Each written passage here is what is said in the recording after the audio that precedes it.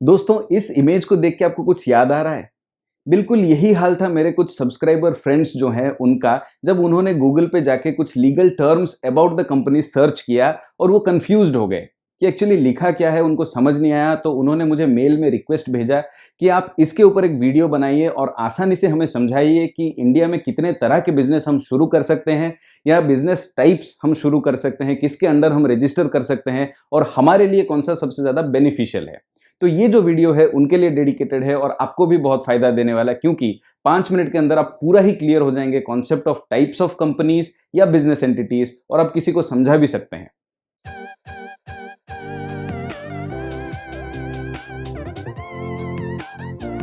Hi, I am Anshuman, entrepreneur and business coach. इस channel के जरिए मेरा ये कोशिश रहता है कि जो लोग अपना बिजनेस शुरू करना चाहते हैं या जो नए स्टार्टअप्स हैं उनको हेल्प कर सकूं अपने सपने पूरे करने में। तो दोस्तों, आज का जो टॉपिक है हमारा, जो कि है अबाउट टाइप्स ऑफ कंपनीज या टाइप्स ऑफ बिजनेस एंटिटीज, इसके बारे में जब डिस्कशन होता है तो सबसे पहले हमें ये डिस्कस करना चाहिए कि कौन सा कंपनी सबसे पॉपुलर है। तो अगर हम बात करें सबसे पॉपुलर कंपनी की, तो वो है प्राइवेट लिमिटेड कंपनी। आपने भी सुना होगा इसके बारे में, हर जगह प्राइवेट लिमिटेड कंपनी इसका यूज होता है। तो इसको अच्छे से समझने के लिए हमें इसको कंपेयर करना चाहिए विथ पब्लिक लिमिटेड कंपनी, तभी हम विथ एग्जांपल हम पूरा समझ सकते हैं। तो चलिए शुरू करते हैं ये जो प्रोसेस है। और इसमें देखिए यहाँ पे दो टाइप ऑफ कंपनी मैंने मेंशन कर दिया है, प्राइवेट लिमिटेड कंपनी और पब्लिक लिमिटेड कंपनी। इसे समझने के लिए लास्ट से शुरू करते हैं, जो कि है कंपनी शब्द। दोस्तों, ये जो शब्द है कंपनी, इसे तभी यूज किया जाता है जब कोई भी business entity Indian companies act 2013 के under ministry of commercial affair में रजिस्टर्ड किया गया हो, उसी को कंपनी कहा जाता है। तो ये जो दोनों तरह का कंपनी है, ये दोनों ही एमसीए के अंडर, इस एक्ट के अंडर रजिस्टर्ड हैं, इसीलिए कंपनी शब्द का यूज वहां पे किया गया है। और दोस्तों, सेकंड जो कॉमन टर्मिनोलॉजी है वो क्या है? वो है लिमिटेड। इस शब्द को थोड़ा गहराई से समझते हैं, क्योंकि ये सबसे ज्यादा इंपॉर्टेंट शब्द है इस नेम का। दोस्तों, डिफरेंट कंपनीज में डिफरेंट लायबिलिटीज होते हैं मेंबर्स के, उसी को लेके ये टर्म यूज किया गया है लिमिटेड। मेनली 3 तरह के लायबिलिटीज हो सकते हैं। लिमिटेड बाय गारंटी, यानी इस कंपनी के अंदर जो मेंबर्स होते हैं उनका जो लायबिलिटी होता है वो एक गारंटीड लायबिलिटी होता है, फिक्स्ड लायबिलिटी होता है, जो कि मेंशन होता है एमओए में। और वो तभी उनसे वसूल किया जाता है जब कंपनी वाइंड अप होती है, उससे पहले उनसे वसूल नहीं किया जाता है। दोस्तों, जो सेकंड कैटेगरी ऑफ लायबिलिटी होता है वो है लिमिटेड बाय शेयर्स, यानी जब कोई कंपनी इंसॉल्वेंसी या डेट सिचुएशन में आती है, जितने परसेंट शेयर का वो होल्डर है कंपनी में, उतने परसेंट शेयर का प्रेजेंट वैल्यू के अनुसार जितने रकम बनते हैं उतने उससे वसूले जाएंगे, उससे ज्यादा उससे नहीं वसूले जाएंगे दोस्तों। लेकिन जो थर्ड टाइप का जो कैटेगरी है लायबिलिटी का, वो है अनलिमिटेड लायबिलिटी। दोस्तों, अनलिमिटेड लायबिलिटी मतलब आपका जो लायबिलिटी है इस कंपनी में एज ए मेंबर, वो सीमित नहीं है, वो अनलिमिटेड है। तो कल को अगर डेट सिचुएशन या इंसॉल्वेंसी एराइज होता है कंपनी में, तो आपका पर्सनल जो भी एसेट्स है, आपका घर, आपका कार, आपका जो भी प्लॉट वगैरह है, सब आपसे वसूल किए जाएंगे कंपनी के डेट को चुकाने के लिए। तो ये हो गया आपका अनलिमिटेड कंपनी। लिमिटेड और कंपनी के बारे में तो हमने पता कर लिया। अब जानना है कि ये पब्लिक क्या है और प्राइवेट क्या है। इसे समझने के लिए हमें 2 फैक्टर्स को एनालाइज करना पड़ेगा। पहला है नंबर ऑफ मेंबर्स और दूसरा है रेस्ट्रिक्शंस। ये दोनों को अगर हम समझ जाएं तो इन दोनों के बीच अंतर कर सकते हैं। तो दोस्तों, जब प्राइवेट लिमिटेड कंपनी के बारे में बात करते हैं तो उसमें जो मिनिमम नंबर ऑफ मेंबर्स रहना जरूरी है, एसेंशियल है, वो है 2, और मैक्सिमम नंबर है 200। यानी प्राइवेट लिमिटेड कंपनी अगर आप शुरू कर रहे हैं तो 2 मेंबर से शुरू करके 200 मेंबर तक वहां पे रह सकते हैं, राइट।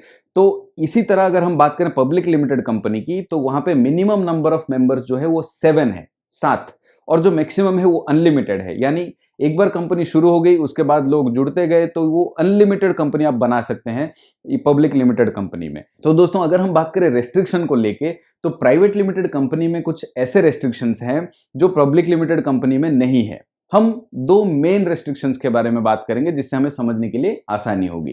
तो दोस्तों, पब्लिक लिमिटेड कंपनी जो है उसमें जो भी शेयर होल्डर है या जो भी मेंबर है, वो अपना जो शेयर है उसे फ्रीली किसी को ट्रांसफर नहीं कर सकता। उसके लिए एक रूल्स है, रेगुलेशन है और एक्सेप्शन है, लेकिन इतना आसान नहीं है। और दोस्तों, पब्लिक लिमिटेड कंपनी जो है उसमें कोई भी शेयर होल्डर या मेंबर ऑफ द कंपनी, चाहे वो पब्लिक हो या प्रोमोटर हो, कोई भी हो, वो अपना शेयर्स पब्लिकली फ्रीली ट्रांसफर कर सकता है। इतनी आजादी उनको मिलती है।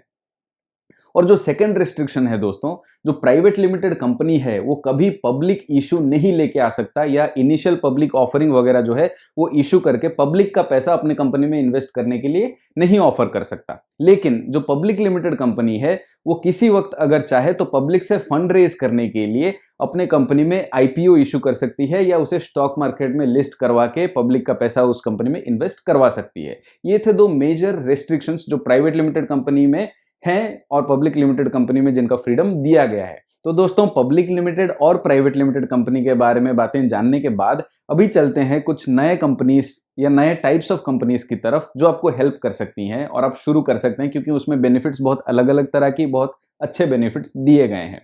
तो जो नेक्स्ट हम बात करेंगे टाइप ऑफ कंपनी का वो है वन पर्सन कंपनी यानी ओपीसी। दोस्तों, ओपीसी जो है वो एक पर्सन का एक कंपनी है, यानी इस कंपनी में जो प्रोमोटर है वही मेंबर ऑफ द कंपनी है और वो अपना जो लायबिलिटी है उसको बाय शेयर या गारंटी लिमिटेड कर सकता है। तो दोस्तों, एक डाउट आपके मन में राइज हो रहा होगा कि जो सोल प्रोप्राइटरशिप कंपनी है वो भी तो एक ही पर्सन का एक बिजनेस है और ओपीसी भी एक ही पर्सन का एक कंपनी में है, तो दोनों में डिफरेंस क्या है? तो दोस्तों, मैं आपको बता दूं, जो सोल प्रोप्राइटरशिप बिजनेस है वो कंपनी नहीं है, वो कंपनीज एक्ट के अंडर रजिस्टर्ड नहीं है, वो सिर्फ एक बिजनेस एंटिटी है जो कि लीगली उसको लाइसेंस दिया गया है बिजनेस करने के लिए, लेकिन वो कंपनी नहीं है।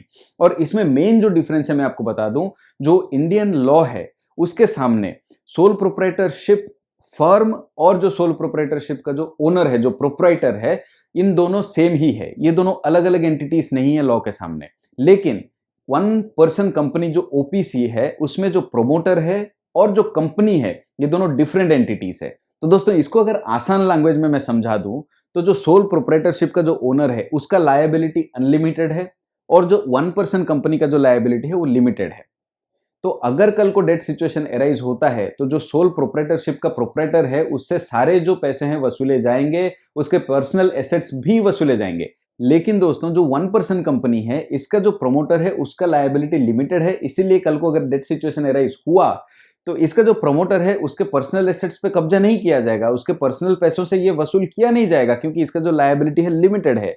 उसका जो लायबिलिटी जितना लिमिटेड है उतना ही उससे वसूल किया जाएगा। तो ये था main basic difference between sole proprietorship और वन पर्सन कंपनी। दोस्तों, और एक बात मैं आपको बता देना चाहता हूं कि जो सोल प्रोप्राइटरशिप फर्म है उसमें नॉमिनी का कोई प्रावधान नहीं है, यानी अगर जो प्रोमोटर है, जो बिजनेस के ओनर है, उनको कुछ हो जाता है, उनका डेथ हो जाता है या कुछ हो जाता है जिसकी वजह से बिजनेस चल नहीं पाता, तो उनका ओनर और कोई नहीं हो सकता, वो बिजनेस को बंद करना पड़ता है। लेकिन जो ओपीसी है उसमें नॉमिनी का प्रावधान रखा गया है कि अगर इनको कुछ हो जाता है तो जो नॉमिनी है वो बिजनेस के वारिस होंगे, या आप सक्सेसर प्लानिंग इस हिसाब से कर सकते हैं ताकि वन पर्सन कंपनी जो है लॉन्ग ड्यूरेशन के लिए चलता जाए। तो दोस्तों, वन पर्सन कंपनी और सोल प्रोप्राइटरशिप के बारे में जानने के बाद एक बार बात करते हैं पार्टनरशिप फर्म की। पार्टनरशिप फर्म दोस्तों ऐसा एक चीज है जो आजकल इतना यूज में नहीं है, क्योंकि इसके बहुत सारे रिस्क है, लेकिन इसके बहुत सारे फायदे भी हैं, इसीलिए पहले इसको बहुत ज्यादा यूज किया जाता था। आजकल बहुत सारे लोग जो पार्टनरशिप फर्म बनाना चाहते हैं वो प्राइवेट लिमिटेड में कन्वर्ट हो जाते हैं because of the risk involve. तो चलिए देखते हैं क्या रिस्क है और क्या बेनिफिट है। दोस्तों, जो पार्टनरशिप फर्म है उसमें पहला चीज है क्विकली रजिस्टर हो जाता है, इजीली रजिस्टर हो जाता है, और जो भी कॉम्प्लायंसेस है वो बहुत ही इजी है पार्टनरशिप फर्म में as compare to private limited firm. लेकिन इसमें दोस्तों एक जो बड़ा रिस्क है वो ये है कि members of the partnership firm are unlimitedly liable to the company, यानी जो मेंबर का जो लायबिलिटी है वो अनलिमिटेड है और ऊपर से उसको जॉइंट लायबिलिटी भी कहते हैं। क्यों? तो सपोज मान लीजिए 3 दोस्त मिलकर एक पार्टनरशिप फर्म का शुरुआत करते हैं जिसमें तीनों ही इक्वली पार्टनर रहते हैं, लेकिन कल को जब इंसॉल्वेंसी या डेट सिचुएशन आता है तो ये तीनों 33% के लायबल तो हैं, लेकिन सपोज मान लीजिए एक के पास कोई भी एसेट नहीं है उसे जब्त करने के लिए या उसे रिकवर करने के लिए, तो बाकी जो 2 लोग हैं वो लायबल होते हैं इसके भी लायबिलिटी को पे करने के लिए, यानी इसको पे करने के लिए इन दोनों का पर्सनल एसेट भी सरकार ले सकती है या क्रेडिटर ले सकता है। दोस्तों, तो ये जो है सबसे बड़ा रिस्क है, इसीलिए जो लोग हैं आज अनलिमिटेड लायबिलिटी से जो है लिमिटेड लायबिलिटी में शिफ्ट हो रहे हैं और पार्टनरशिप फर्म से जो है प्राइवेट लिमिटेड फर्म को प्रिफर कर रहे हैं। तो दोस्तों, अब डिस्कस करते हैं एक हाइब्रिड बिजनेस मॉडल या बिजनेस एंटिटी के बारे में जो कि है लिमिटेड लायबिलिटी पार्टनरशिप। दोस्तों इसके नाम से ये पता चल रहा होगा कि इसमें पार्टनरशिप भी है और लिमिटेड लायबिलिटी भी है, इसलिए इसको हाइब्रिड मॉडल कहता हूं मैं। इसमें देखिए दोस्तों, पार्टनरशिप फर्म का जो बेनिफिट है, फीचर्स है, वो आप एंजॉय कर सकते हैं। उसके साथ साथ जो प्राइवेट लिमिटेड कंपनी का जो सिक्योरिटी है, सेफ्टी है, वो आप एंजॉय कर सकते हैं दोस्तों। तो इसको चलते इवैल्यूएट करते हैं ये है क्या।